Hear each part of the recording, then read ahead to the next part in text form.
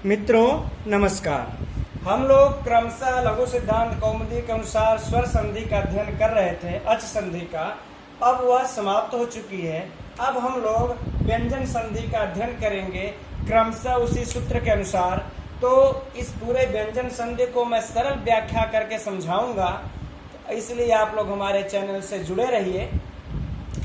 लेकिन इस व्यंजन संधि को समझने के लिए इससे संबंधित एक प्रश्न आएगा, क्या होता है इसमें। देखिए, पहले समझते हैं कि संधि किसके किसके बीच में व्यंजन होती है।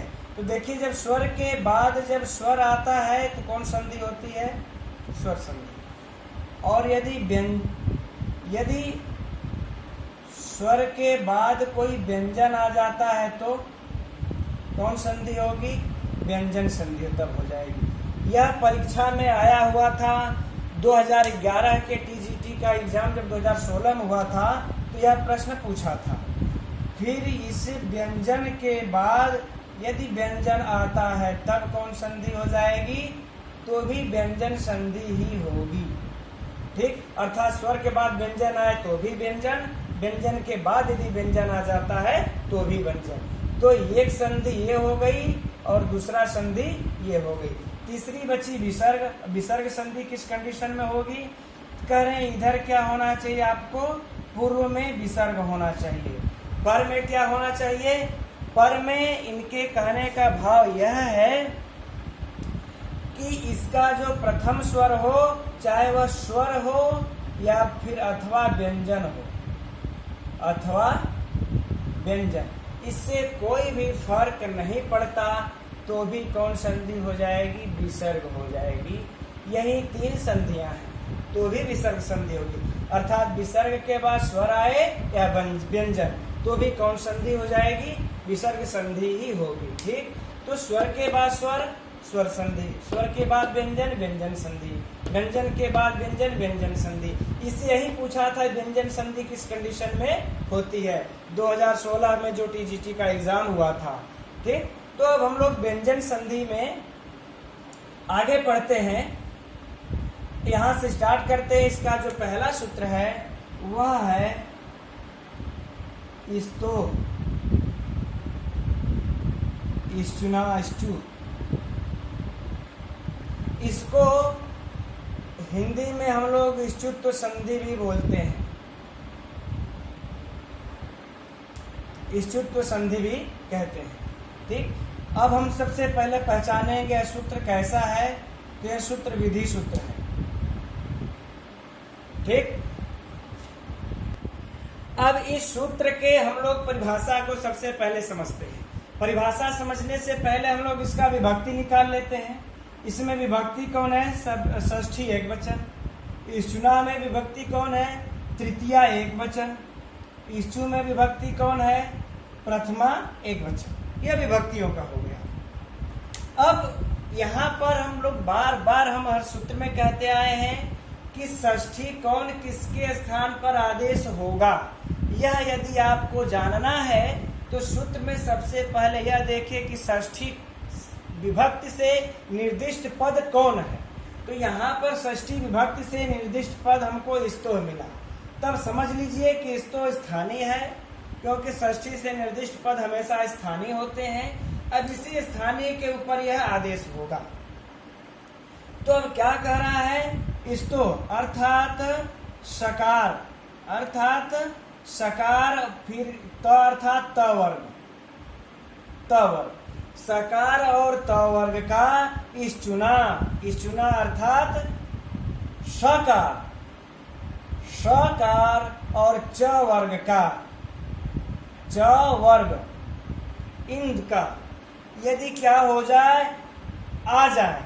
यह आगे पीछे भी हो तो चलेगा, कोई बात नहीं होगा, बस दोनों का योग होना चाहिए। सकार और त वर्ग यानी स्तो का, इष्टुना का सिर्फ योग होना चाहिए। तो स्तो के स्थान पर क्या हो जाएगा? इष्टु।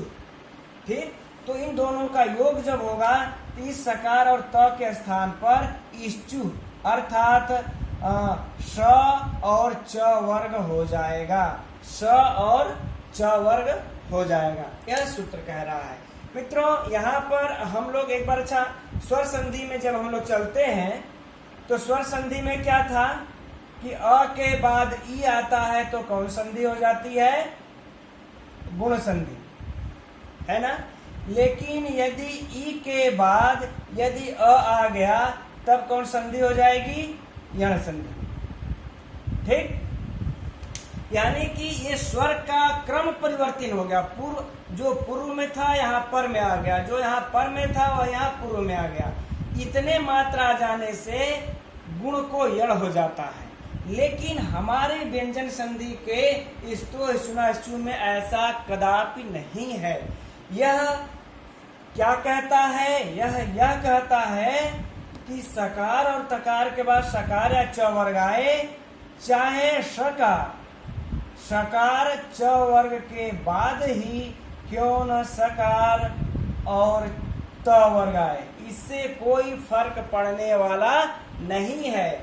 होगा तो सकार को ही सकार और च वर्ग होगा। ठीक, लेकिन कौन किसके स्थान पर होंगे, कैसे होंगे, हमको यहाँ पर ये समझ लेना चाहिए। अब आइए हम लोग पहले देखेंगे कि स्थानीय इसमें कितने हैं। इसको मैं इस तरीके से आप लोगों को स्पष्ट करता हूँ। स्थानीय कौन है? स्तो। इसमें स्थानीय कौन है? स्तो अर्थात षष्ठी से जो निर्दिष्ट हुआ स्थानीय है। तो क्या हुआ? स, त, थ, द, ध, न, ये मेरे स्थानीय हो गए। अब हम देखेंगे इसमें से आदेश कौन करना है किनको? तो आदेश चुना है, यह आदेश है। तो आदेश कौन है? स, च, छ, ज, झ, य, यह मेरे क्या हो गए? आदेश हो गए। अब यहाँ पर हम देखेंगे स्थानीय की संख्या कितनी है। 1 2 3 4 5 6, कितनी संख्या है? 6। आदेश की भी संख्या देख लेते हैं। 1 2 3 4 5 6, इनकी भी संख्या कितनी है? 6। अब यहाँ हमारा यथासंख्य मनुदेशः समानाम जो सूत्र है, यथासंख्य मनुदेशः समानाम सूत्र है, यह काम करेगा। ये नियम तो यही फॉलो हो रहा है। यह क्या कहता है कि जब दोनों के समान संख्या होने से यह आदेश मनुदेशः संख्या समानाम, यह कैसा सूत्र है? यह परिभाषा सूत्र है, परीक्षा में पूछ भी चुका है मित्रों, इसलिए याद रखिएगा इसे। जहां पर मैंने समझाया था वहां पे हमने बताया था इसको कि यह परिभाषा सूत्र है। इस परिभाषा सूत्र के अनुसार क्रमशः होंगे। क्रमशः क्या होंगे? स को स, त को च, थ को छ, द को ज, ध को झ, न को इ। लेकिन यह तो सूत्र काम करेगा, लेकिन हमें यहाँ पर एक बात ध्यान रखना है कि स्थानीय और आदेश के विषय में स्थान यथासंख्य होता है। यथासंख्य कहाँ होता है? जहाँ पर स्थानीय और आदेश का यदि विषय रहेगा तो यथासंख्य होता है। परंतु योग यहाँ पर तो स्तो का योग हो रहा है, यहाँ पर योग के विषय में नहीं होता। योग के विषय में यह नहीं होना चाहिए, अर्थात यहाँ यह नहीं समझना चाहिए कि, अब क्या नहीं समझना चाहिए? यह नहीं समझ लेना चाहिए कि इस स को श तभी होगा जब पर में शकार आए, जब पर में शकार आए, ऐसा नहीं समझना चाहिए। ठीक, या त को च तभी होगा तकार को चकार जब पर में चकार आए, ऐसा नहीं समझना चाहिए। यदि ऐसा होता तो जो हमारा अगला जो सूत्र है इसी में आएगा, उसको हम लोग पढ़ेंगे सात। यह क्या कहता है? कहता है स के बाद यदि त वर्ग आता है, समझिएगा यहाँ पर बात को जो कहना चाह रहे हैं हम। स के बाद त वर्ग यदि आता है तो इस त वर्ग को च वर्ग नहीं होता, इस त को च फिर च वर्ग नहीं होता है। तो स के बाद तो त आया है, तो ऐसे ही नहीं होना चाहिए था त को च, क्योंकि यहाँ पर जब च रहता तब तो त को च होता। यहाँ पर च है ही नहीं, यहाँ पर तो श है, तो इसको तो त वर्ग को ऐसे ही नहीं च वर्ग होना चाहिए था, लेकिन यहाँ पर च वर्ग हो रहा है। तो इससे यह स्पष्ट चलता है, साथ वाला जो सूत्र आगे हम लोग जब पढ़ेंगे, इससे स्पष्ट होता है कि जो हमारे जो व्याकरणाचार्य हैं, इनके योग के विषय में यथासंख्य नहीं चाहते, यथासंख्य नहीं चाहते, अर्थात स के बाद स हो या कोई भी च वर्ग आए, कोई भी च वर्ग हो, इसको मिटा लेते हैं। श के बाद च वर्ग कोई भी आ जाए, च, छ, ज, झ, इय, इसमें से कुछ भी आ जाएगा, स नहीं आएगा तो भी च वर्ग में से कोई भी आ जाएगा, तो भी स को स हो जाएगा। ठीक, अब त हो, त के बाद यदि च नहीं आता है, च वर्ग का कोई अन्य वर्ण आ जाता है, छ, ज, झ, इय, तो भी त को च हो जाएगा। ऐसा नहीं है कि इस तकार को चकार तभी होगा जब यहाँ पर चकार होगा। तो यही कहने का तात्पर्य है कि यथासंख्य स्थानीय और आदेश के विषय में होते हैं, योग के विषय में नहीं होते। ये तो ऐसा होता तो सकार को सकार करने के लिए यहाँ पर सकार को ही रहना पड़ता, ठीक, लेकिन ऐसा नहीं है। ठीक, अब हम लोग इसका उदाहरण देखते हैं। इस रामस शेते का हम लोग उदाहरण देखते हैं। इसका हम लोग जब विच्छेद करते हैं, रामस धन शेते, यहाँ पर देखिए राम से सुप्रत्यय लगा हुआ है। अब यहाँ पर जो हमारा सूत्र काम करेगा, सूत्र जो लगेगा वह है ससजुसो रू। ससजुसो रू सूत्र से क्या होगा, पहले यहाँ पर देख लेते हैं। ससजुसो रू, यह सूत्र क्या कहता है? यह सूत्र कहता है यही कि पदांत सकार को सजुस यानी कि सजुस शब्द के सकार के स्थान पर रू आदेश हो, सजुस के सकार को रू आदेश हो। तो इसको सजुसो रू से पदांत सकार को हम लोग रू आदेश, इस सूत्र से रू आदेश कर दिए। रू का क्या बचता है? र, क्या हो जाएगा? रामर धन शेते। अब यह बन गया। अब रामर धन शेते बनने के बाद खर वसानयो विसर्जनीय सूत्र आ जाएगा। कौन आ जाएगा? खर वसानयो विसर्जनीय, ये सूत्र आ जाएगा। यह क्या कहता है? यह हमारा सूत्र क्या कह रहा है, सुन लेते हैं। खर और अवसान, खर प्रत्याहार ये परे हो या फिर अवसान हो, ऐसा होने पर जो पदांत रेफ होते हैं इसको विसर्ग आदेश कर देता है। तो खर वसानियों से विसर्ग आदेश, इन सभी सूत्रों का हम लोग विस्तृत चर्चा करेंगे जब इनकी बारी आएगी। फिलहाल क्रमशः देखिए मित्रों, यह आप लोगों के लिए उदाहरण एग्जाम्पल बहुत ही महत्वपूर्ण होने वाला है। इसके 3 उदाहरण मैं तीनों बता करके समझाऊंगा, बस आप लोग इसे पूरा देखिएगा। रामर धन शेते, अब जब विसर्ग आदेश हो जाएगा तो क्या हो जाएगा? राम धन शेते, यह हो गया आपका। खर वसानियों से यहाँ पर विसर्ग आदेश हो गया। अब यह विसर्ग आदेश हो जाने के बाद हमारा जो है, अब यहाँ पर ये लग जाएगा सूत्र। 2 सूत्र काम करता है। एक वासरी काम करेगा जो विकल्प करके विसर्ग होने पर इसको विसर्ग ही रहने देता है, सर प्रत्याहार परे होने पर। वासरी से क्या होगा?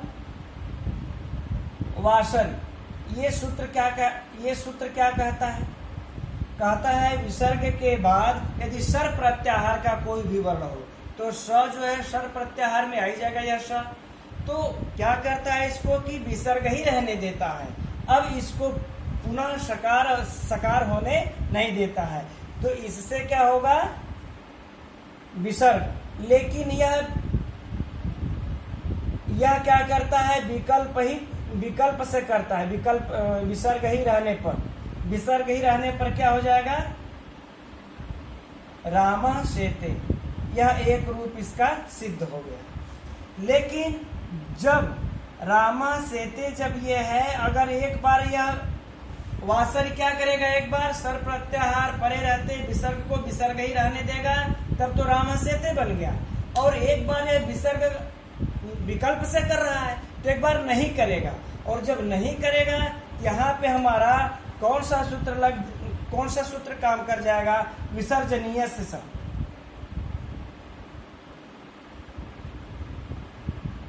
यह विसर्जनीय से क्या हो जाएगा, स को विसर्ग, क्षमा कीजिएगा, विसर्ग को सकार,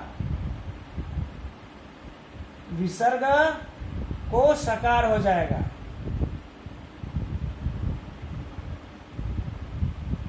ठीक, अब क्या हो जाएगा, रामस।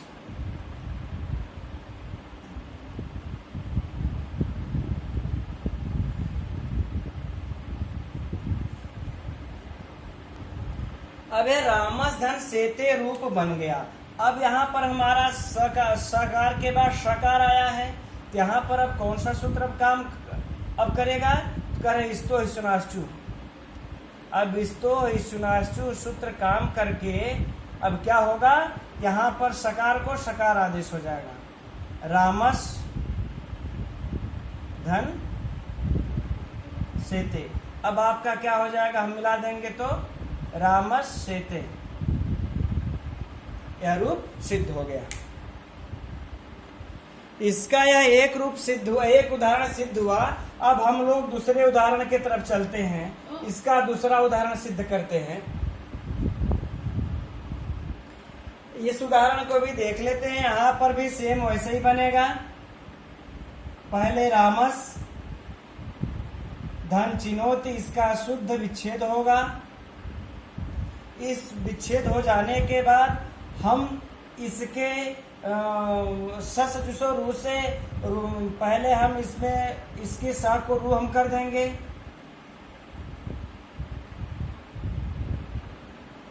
रामर, रामर हो जाएगा, रामर धन चिनोति। यहां पर र किस सूत्र से हुआ है, सस जुसो रू से, सस जुसो रू से हम यहाँ सु जो प्रत्यय लगा हुआ है उस सु को यह रू कर दिया। अब यहाँ पर रू हो जाने के बाद अब अगला सूत्र चलेगा, राम कर देता है इसको, राम धन चिनोति। यह किस सूत्र से हो जाएगा, विसर्ग, विसर्ग हो जाएगा खरवसानियों से, खरवसानियों से, क्योंकि र के परे अगर कोई खर प्रत्याहार का वर्ण आता है तो र को विसर्ग कर देता है, खरवसानियों से विसर्ग हो गया। अब यह विसर्ग हो जाने के बाद अब यह फिर से रामस बन जाएगा, रामस धन चिनोति।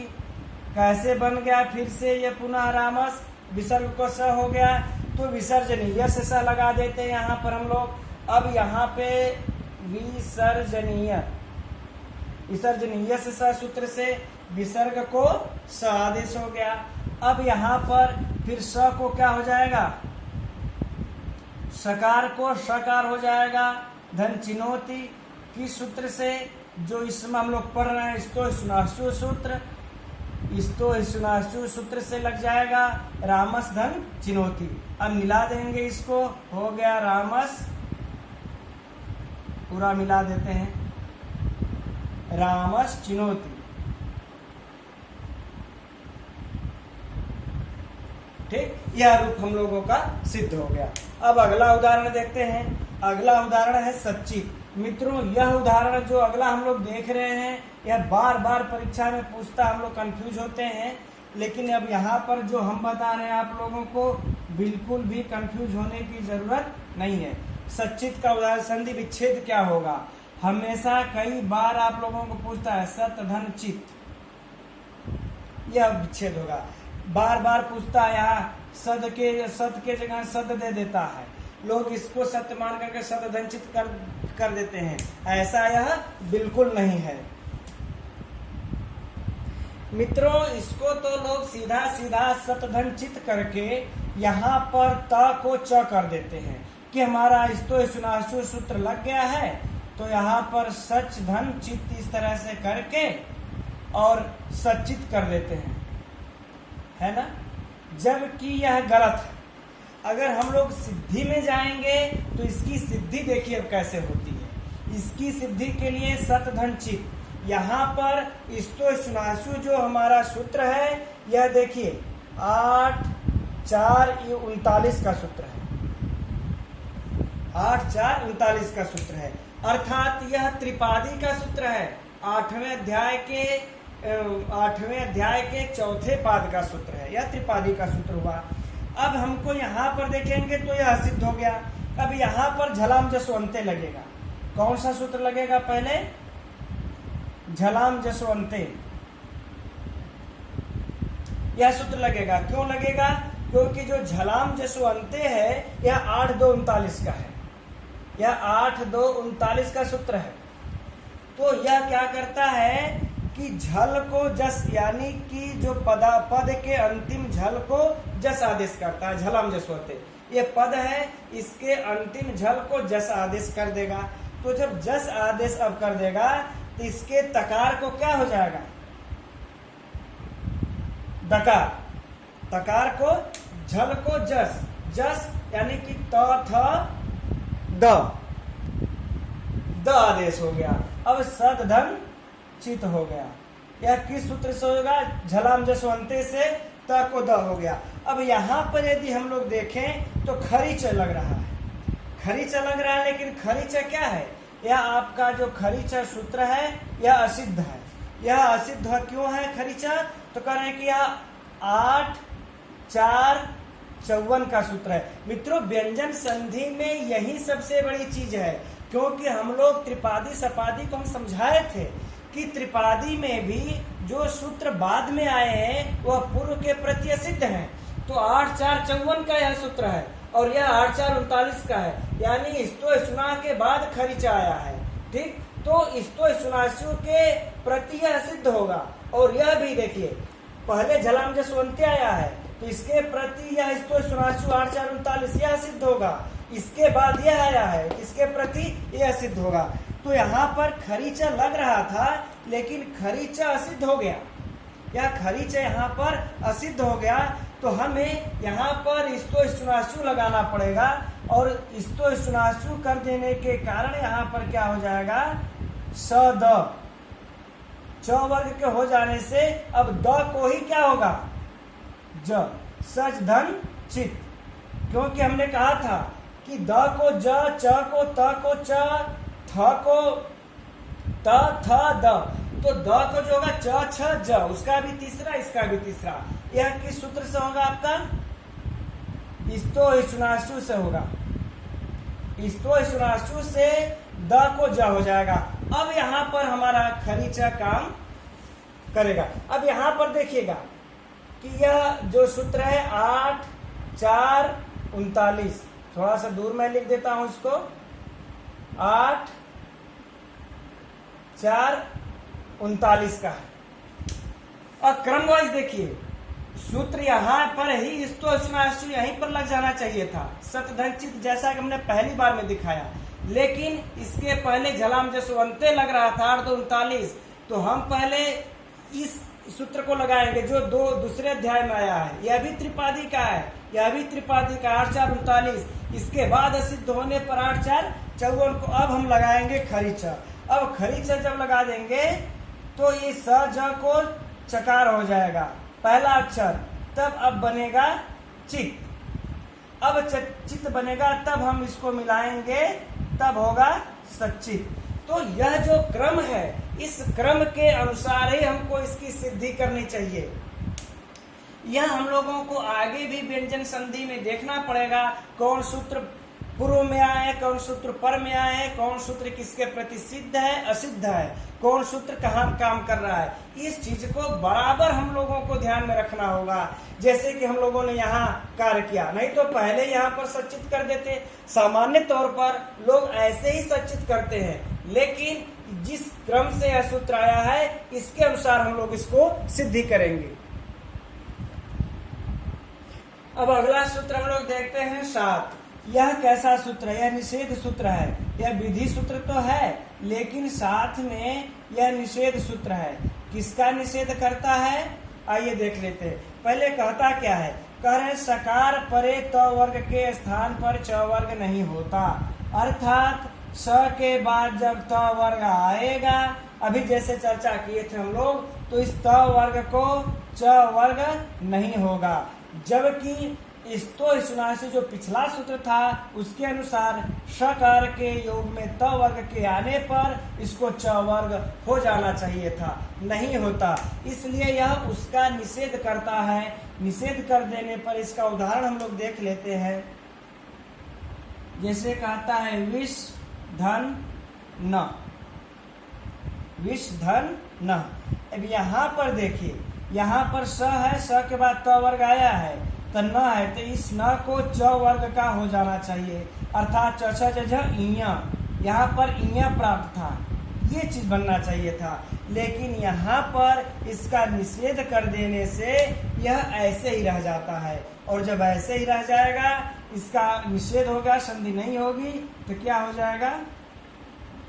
बराबर विष्णु। ठीक, इसी प्रकार से इसका एक उदाहरण और है प्रसधन न। इसका भी सकार के बाद त वर्ग का आया है, यह तथा त वर्ग के अंतर्गत ही आता है, इसलिए इसका भी निषेध होकर के क्या बन जाएगा? प्रश्न। मित्रों, यह दो सूत्र हम लोग पढ़े आज, स्तोष्णासी और सात, जिसका कि बिल्कुल अंदर तक अध्ययन किए हैं। अब इसके संबंधित हम कुछ उदाहरण दे देते हैं, उसको भी आप लोग देख करके हल कर लीजिएगा। यह कुछ अभ्यास के लिए है मित्रों। संधि करना है इसमें। ग्रामार धन चलितः, सस धन नाथ, अस धन नित्यम, जस धन त्वम, उद धन ज्वल, याच धन ना, इसका संधि करना है। अभ्यास करके देख लीजिएगा। और ये संधि विच्छेद करना है। कृष्णश्च चपलः, सच्छात्रः, अस्नाति और उच्छेद, इतना आप लोग विच्छेद कीजिएगा। आगे की वीडियो में हम लोग इष्टनाष्टो सूत्र और उससे भी आगे जितना सूत्र हो सके अध्ययन करेंगे। तब तक के हमारे चैनल से बने रहिए, आप लोग सब्सक्राइब कर लीजिएगा। तब तक के लिए मित्रों नमस्कार।